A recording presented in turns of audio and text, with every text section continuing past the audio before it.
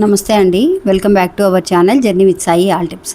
ఈరోజు వీడియోలో చూడబోయేది ఏంటి అని అంటే అండి, చాలామంది అక్క నేను ఏం కోరుకున్నా జరగటం లేదక్క, అనుకున్నది అనుకున్నట్టుగా అస్సలు అవ్వటం లేదు అని చాలామంది అంటున్నారండి. మనం ఒక్కొక్కసారి మనం తెలుసో తెలియకో ఏదైనా పొరపాటు చేస్తూ ఉంటాం. లేదంటే కనుక మన కర్మఫలాలను బట్టి మనకు కొంత ఆలస్యం అనేది కూడా అవుతూ ఉంటుంది. అలాంటి సమయంలో ఓపిక్గా మీరు ఇప్పుడు చూపించబోయే ఈ చిన్న పరిహారాన్ని కూడా మీరు ఒక్కసారి ప్రయత్నించి చూడండి ఫ్రెండ్స్. కల్లుపుతో చేసే పరిహారం అండి ఇది. చాలామంది కూడా అండి ఇప్పుడు రీసెంట్గా నేను చేయటం కానీ, నాకు మా రిలేషన్స్ వాళ్ళ ఇంట్లో చెప్పడం కానీ, అందరూ కూడా ప్రయత్నించి చాలా మంచి రిజల్ట్ వచ్చిందిరా సుజీ అని చెప్పి మా ఫ్రెండ్స్ అందరూ కూడా చెప్తున్నారండి. అందరూ చాలామంది ఆర్థిక ఇబ్బందుల నుంచి బయటపడ్డాము, ముఖ్యంగా అందుకోసం మాకు ఈ కళ్ళు పరిహారం చాలా బాగా ఉపయోగపడుతుంది అని చెప్పి అంటున్నారు. మీరు కూడా ఒకసారి ప్రయత్నించి చూడండి ఫ్రెండ్స్. ఇంకా మనం కనుక ఇలాంటి పరిహారం అంటే చేయటం వల్ల అనుకున్నది వెంటనే జరగడం మాత్రమే కాకుండా 24 గంటల్లో మనకి రిజల్ట్ అనేది కనిపిస్తుందండి.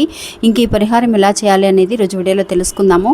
వీడియోలోకి వెళ్ళడానికి ముందుగా మన ఛానల్ని ఎవరైతే కనుక కొత్తగా చూసేవాళ్ళు ఉన్నారో వాళ్ళు ప్లీజ్ సబ్స్క్రైబ్ చేసుకోండి. మీకు వీడియో నచ్చితే కనుక ఒక చిన్న లైక్ చేసి మీ ఫ్రెండ్స్ అందరికీ కూడా షేర్ చేయండి.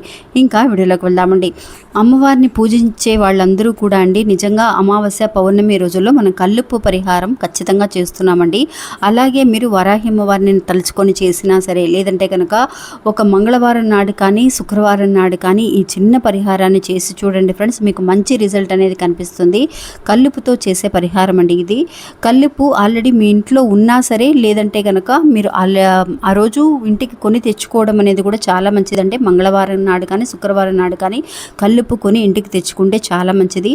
చాలామంది అక్క మాకు 1వ తారీఖుగా అయినా సరే, 1వ తారీఖు రావాల్సిన శాలరీ అనేది 5వ తారీఖు అయినా కూడా రావట్లేదు, 10వ తారీఖు అయినా కూడా శాలరీ రావట్లేదు, అందుకోసం మేము చేశాము అని అనడం కానీ, లేదంటే కనుక వాళ్ళకి మంచి జాబ్ అండి, ఇంక్రిమెంట్ రావాలని కానీ, బిజినెస్ అనేది ప్రాఫిట్ అనేది రావాలక బాగుండేది ఒక టైంలో, మాకు ఇప్పుడు మాకు ఏమైందో తెలియదు కానీ ప్రాఫిట్ తగ్గిపోయిందని బాధపడుతూ ఉన్నారండి. అలాంటి వాళ్ళందరూ కూడా అండి ఈ కల్లుపుతో పరిహారం చేసి చూడండి ఫ్రెండ్స్. మనందరము సాధారణంగా కల్లుపు దీపాన్ని కూడా మనం వెలిగిస్తూ ఉంటాం. మహాలక్ష్మి స్వరూపం కాబట్టి కల్లుపు అని అంటే ఎవరింట్లో అయితే కనుక ఈ కల్లుపు దీపాన్ని వెలిగిస్తారో చాలా మంచి రిజల్ట్ వచ్చిందండి. అలాగే ఈ చిన్న పరిహారం అంటే కల్లుపుతో ఇప్పుడు చూపించబోయే విధంగా మీరు చేసి చూడండి ఫ్రెండ్స్. నిజంగా చాలా మంచి రిజల్ట్, అది కూడా మీకు వెంటనే 24 గంటల్లోనే రిజల్ట్ కనిపిస్తుంది.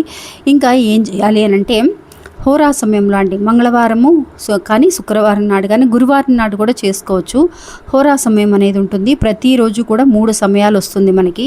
ఉదయం 6 గంటల నుంచి 7 గంటల వరకు, మధ్యాహ్నం 1 గంట నుంచి 2 గంటల వరకు, రాత్రి 8 గంటల నుంచి 9 గంటల వరకు. రోజు కూడా ఇది ఏ సమయంలో మనకి ఆ రోజును బట్టి సోమవారము, మంగళవారము, బుధవారము ఆ రోజును బట్టి హోరా సమయం అనేది వస్తుంది. గురువారం అయితే గురు హోరా సమయం అని, శుక్రవారం అయితే శుక్ర హోరా సమయం అని అట్లా అంటూ ఉంటాం మనం.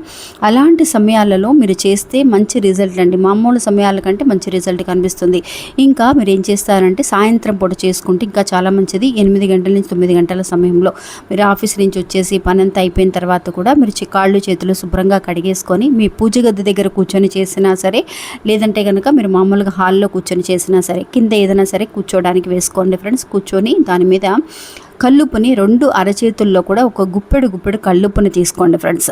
తీసుకొని చక్కగా నిటారుగా కూర్చొని మీరు చక్కగా బాస్పట్ల వేసుకొని కూర్చుంటారు కదా, 2 కాళ్ళ మీద కూడా కూర్చున్నప్పుడు మన 2 కాళ్ళ మీద 2 చేతులని పెట్టి, అంటే కల్లుపు తీసుకున్న ఆ 2 చేతులని పెట్టి నిటారుగా కూర్చొని మీరు దేనికోసం అయితే చేస్తున్నారు అది ఖచ్చితంగా మీకు జరుగుతుందని నమ్మకంతో ప్రపంచానికి, అమ్మవారికి కూడా ధన్యవాదములు తెలియజేసి, అమ్మ నాకు ఈ కోరిక తీర్చినందుకు చాలా సంతోషం, నేను ఎదురు చూస్తున్న ఒక విషయం అనేది జరుగుతుందన్న నమ్మకం అనేది నాకుంది అని ఒక పాజిటివ్గా మీరు మాట్లాడుకోండి ఫ్రెండ్స్.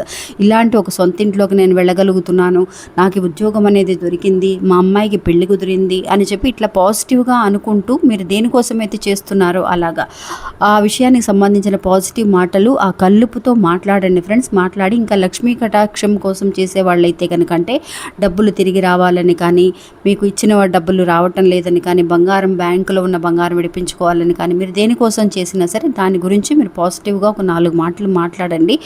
మాట్లాడిన తర్వాత మీరు ఏం చేస్తారు అని అంటే మీకు నచ్చిన మంత్రాన్ని, వారాహి అమ్మవారి మంత్రం కానీ, లక్ష్మీదేవి అమ్మవారి మంత్రం కానీ, మీరు ఏ మంత్రాలనైనా సరే మీ ఇష్టదైవాన్ని తలుచుకొనైనా సరే మీరు మంత్రాలని ఒక 5 నిమిషాల నుంచి 10 నిమిషాల వరకు మీరు ఒక లెక్క పెట్టుకోండి ఫ్రెండ్స్. పూజ గదిలో ఎప్పుడు కూడా మనం సాంబ్రాన్ని వెలిగిస్తూ ఉంటాం, అంటే అగరబత్తులు వెలిగిస్తూ ఉంటాం. అగరబత్తులు ఒక 3 కానీ 2 కానీ వెలిగిస్తూ ఉంటాం. అలా వెలిగించిన తర్వాత మీరు కూర్చోండి, ఇంకా పూజ గది దగ్గర కూర్చొని ఆ అగరబత్తులన్నీ కూడా కంప్లీట్ అయిపోయేంత లోపు కంప్లీట్ అయ్యేంత వరకు కూడా మీరు ఆ మంత్రాన్ని కల్లుపుని అరచేతిలో పెట్టుకొని అనుకుంటే కనుక ఖచ్చితంగా మీ కోరిక అనేది తీరుతుందండి.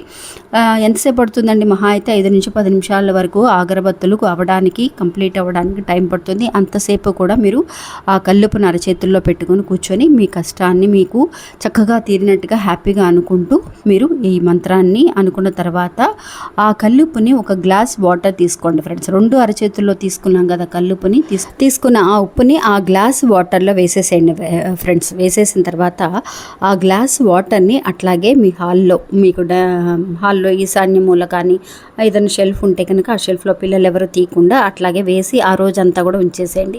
ఉంచేసి తెల్లవారుజామున మీరు ఏం చేస్తారంటే షింక్లో పారబోసేయండి. చక్కగా షింక్లో ఆ పైపు వాటర్ తిప్పేసి ఈ వాటర్ కూడా వేసేస్తే, అంటే మామూలుగా ఇదివరకు రోజుల్లో ఏం చెప్పేవాళ్ళు అని అంటే మనకి నదుల్లో వేస్తే కనుక మంచిది అని. మనం దీనికోసమని నదికి వెళ్ళడానికి కుదరదు కాబట్టి మీరు ఇంట్లోని ఇలాగ పోసినప్పుడు, అంటే కింద పారిపోస్తే ఎవరో తొక్కకూడదండి, అందువల్ల షింక్లో పారమని చెప్తున్నాము.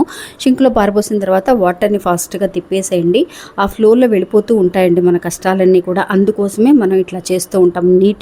పారే నీటిలో కూడా ఎందుకు పారబోయమంటున్నారంటే ఆ కష్టాలన్నీ కూడా అలాగ వెళ్ళిపోతూ ఉంటాయి మనతో ఉండకుండా అని.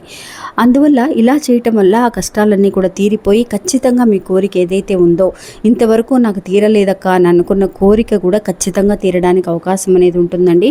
మీరు ఒక్కసారి ఇలా ప్రయత్నించి చూడండి. చేసేటప్పుడు మీరు మామూలుగా పీరియడ్స్లో లేకుండా నాన్ వెజ్ తినకుండా చేసుకుంటే కనుక చాలా మంచి రిజల్ట్ అనేది వెంటనే కనిపిస్తుంది.